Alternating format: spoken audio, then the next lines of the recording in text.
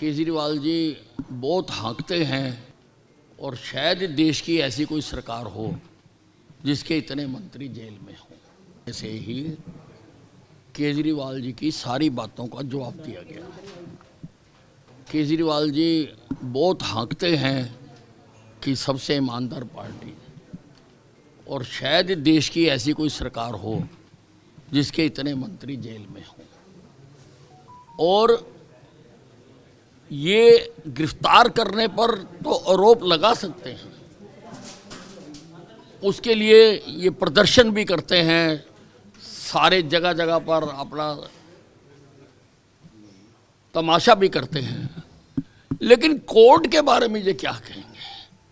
Court इनकी बात को क्यों नहीं सुन रहा? ये पहले चाहे इनके दूसरे साथी हैं जो जेल के अंदर हैं, उनको भी ये कहते थे, एक बार तो भविष्यवाणी कर दी थी उन्होंने कि जी बेल हो जाएगी, नहीं हुई।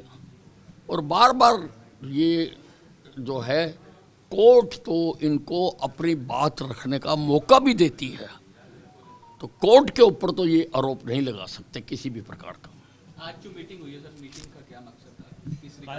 होगा सर पुलिस में कुछ परचेज को लेकर? नहीं, ये काफ़ी कुछ आइटमें काफ़ी देर से पेंडिंग थी, वो परचेज थे। वो परचेज कमेटी की मीटिंग होती है, उसमें मैं और मंत्री जी दोनों इसमें थे और उसमें सारी आइटमें क्लियर हो गई हैं। एक दो आइटम उसमें हमने रीटेंडर के लिए किए। आपने कहा था कि दीपेंद्र सिंह हुड्डा के लिए मैंने जेल में कमरा तैयार करा रखा। दीपेंद्र का कहना है ऐसी कोई ताकतें नहीं बनी जो हुड्डा साहब को जेल करवा सके।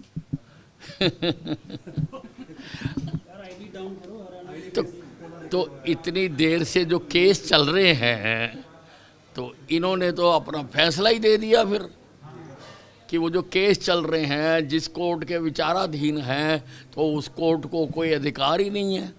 उस कोर्ट के ऊपर दीपेंद्र हुड्डा का अधिकार चलेगा, दीपेंद्र हुड्डा उसका फैसला करेगा। तो कोर्ट ने फैसला कर रहे हैं और समय आएगा हुड्डा साहब जेल में होंगे, ये पक्की बात है। इतना पक्का आप किस आधार पे आप कह सकते हैं? देखिए, ऐसा है, ये इन सारे मामलों का मैंने अध्ययन किया हुआ है और मैंने उसको देखा हुआ है, और जो मेरी विजडम कहती है,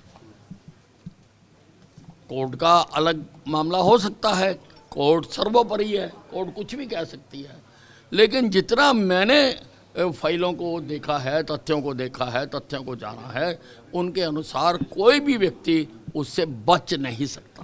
सर 372 आयु में से कितने अभी सस्पेंड हो गए, कोई रिपोर्ट आई है आपको? देखिए, 100 की रिपोर्ट तो उन्होंने डिपार्टमेंट ने मुझे दे दी थी, और बाकियों के लिए उन्होंने कहा कि कुछ में समय लगता है सारे ज़िलों से डिटेल इकट्ठी करने में, और मंगलवार तक या बुधवार तक वो सारे मुझे डिटेल देंगे। मैंने डिपार्टमेंट को ये कहा है कि आप मुझे 372 की लिस्ट बना कर दे दें कि एफआईआर कब दर्ज हुई थी, किस किस के पास इन्वेस्टिगेशन कितने कितने समय तक रही है, और अंतिम निर्णय आपने क्या, आज स्टेटस क्या है, और आपने एक्शन क्या लिया है अगर 1 साल से ज़्यादा डिले है तो।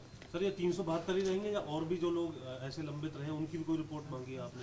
नहीं, ये जिन जिलों की थी उनके अलावा भी सारे जो जिला के एसपीज हैं, मैंने उनको कहा है कि अपने अपने ज़िलों की स्क्रूटनी करें, और अगर कोई 1 साल से ज़्यादा लंबित पाया जाता है तो उसके खिलाफ कार्रवाई करें। सर एक खबर चल रही है कि सोशल मीडिया पर कि आपका विभाग बदला जा सकता है। अब मुझे तो पता नहीं भैया कौन चला रहा है, अब जो चला रहे हैं इसका जवाब भी उनको ही देना है, मुझे तो मालूम नहीं इस बात।